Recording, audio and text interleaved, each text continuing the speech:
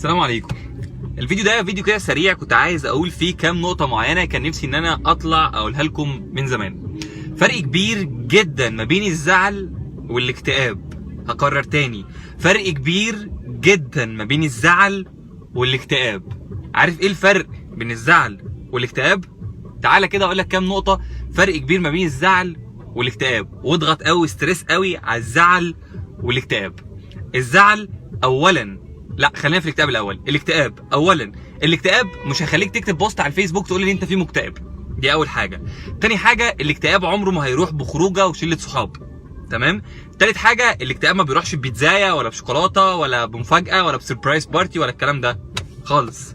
رابع حاجه، الاكتئاب اللي لازم كلنا نعرفه، الاكتئاب مرض زي اي مرض موجود في الدنيا. دي قاعده حطها في دماغك. الاكتئاب مرض زي اي مرض موجود في الدنيا. الاكتئاب مرض ليه علاج.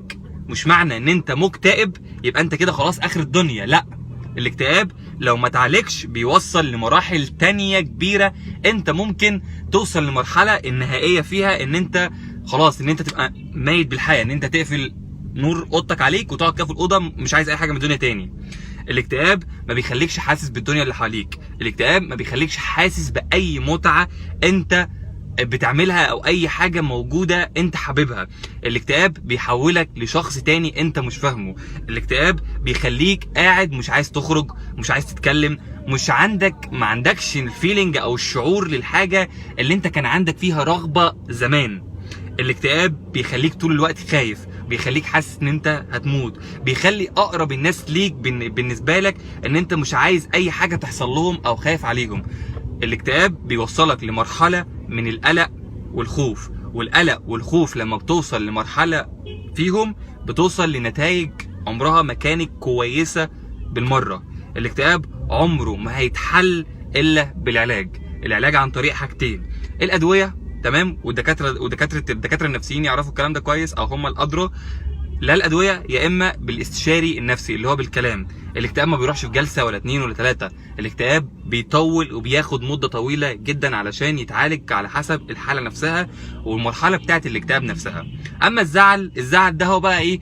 اللي بيخرج ببوست، اللي بيخرج بسربرايز بارتي، اللي بيخرج ببيتزايه، اللي بيخرج بشوكولاته.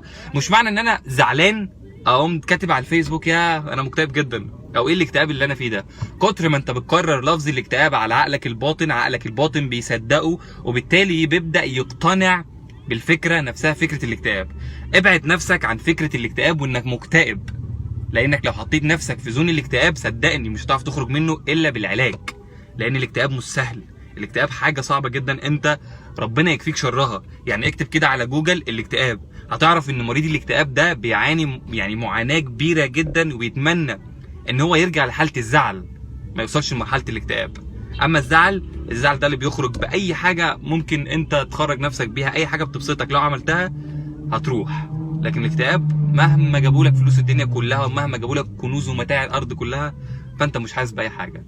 ربنا يكفيك شر الحاجه دي. وانت لو عندك عرض من اعراض الاكتئاب اللي هي الخوف او ان انت مش حاسس باي رغبه في الحياه او اي حاجات من الحاجات دي، حاول تبحث عن العلاج فعلا وتلحق نفسك في الوقت ده. ومش عيب على فكره، الاكتئاب عمره ما كان عيب، هو مرض زي اي مرض بيصيب البني ادم. الفكره كلها العيب بجد ان احنا نفضل مستنيين على نفسنا من الخوف من كلام الناس، او ان انا ابقى اسمه مكتئب، او ان انا ابقى اسمي تعبان عندي مرض اكتئاب او غيره. الاكتئاب والمرض النفسي مش عيب. الاكتئاب هو فصل كامل كده بيدرسوه في كليه الطب. الطب النفسي كله اصلا ليه قسم كده لوحده في الكليه بيدرسوه اسمه الطب النفسي، زي اي قسم تاني هم الدكاتره بيتخصصوا فيه. فبس انا حبيت اقول بس الكلمتين دول عشان تبقوا واخدين بالكم. هقولها لكم تاني: الاكتئاب ما بيخرجش ببيتزايه وشوكولاتايه وخروجه. اشوفكم على خير. السلام عليكم.